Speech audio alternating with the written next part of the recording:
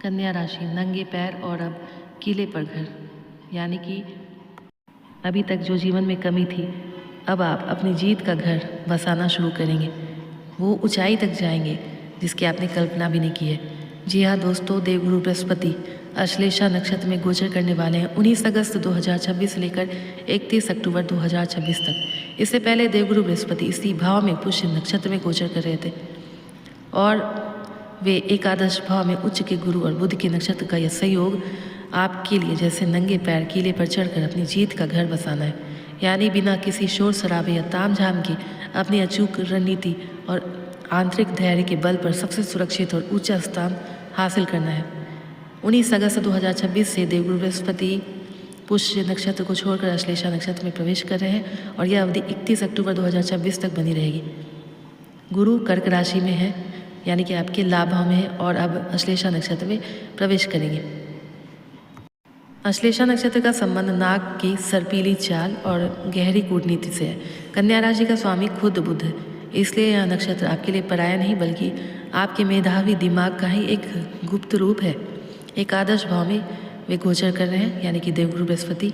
ये आपकी आय का भाव है, बड़े भाई बहनों का सामाजिक नेटवर्क और अपने सपनों के पूरा होने का स्थान है। यहाँ उच्च के बृहस्पति सोने पर सुहागा जैसे होते हैं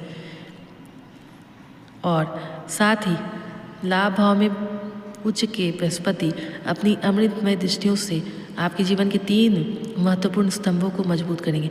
5वीं दृष्टि तृतीय भाव पर पड़ने से आपका पराक्रम और साहस, कम्युनिकेशन सब बढ़ा हुआ रहेगा।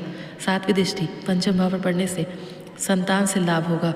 शेयर बाजार, बौद्धिक कार्यों या फिर क्रिएटिव फील्ड में अचानक धन प्राप्ति के योग है।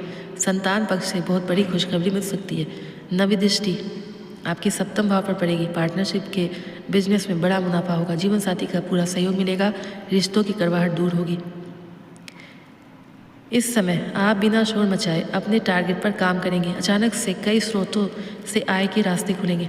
अश्लेषा नक्षत्र की ऊर्जा से आपको ऐसी सीक्रेट इन्फॉर्मेशन या नेटवर्किंग का लाभ मिलेगा जो आम लोगों की पहुंच से बाहर होगी। जो पैसा बाजार में फंसा था या जो प्रॉफिट रुका था, वह इस अवधि में आपके खाते में सुरक्षित आएगी।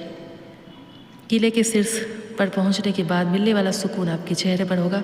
आपकी साख, रेपुटेशन समाज में मजबूत होगी। इस समय सावधानी ये रखना है कि अश्लेषा नक्षत्र कभी कभी हर बात में शक करने की आदत देता है। अपनों पर भी शक ना करें। जब किला अपना होता है तो इंसान जमीन भूल जाता है। नंगे पैर पर चलने का रूप पक याद रखें, जमीन से जुड़े रहें। इस समय गणेश वंदना करें। बुध के नक्षत्र को साधने के लिए नियमित रूप से गणेश जी को दूर्वा चढ़ावें।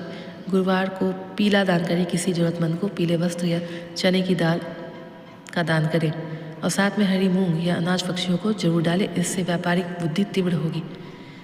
कन्या राशि, कैसी लगी ये जानकारी? अगर अच्छी लगी तो चैनल को कृपया लाइक, शेयर और सब्सक्राइब करें। साथ में कमेंट में जय गुरुदेव जरूर लिखें। धन्यवाद।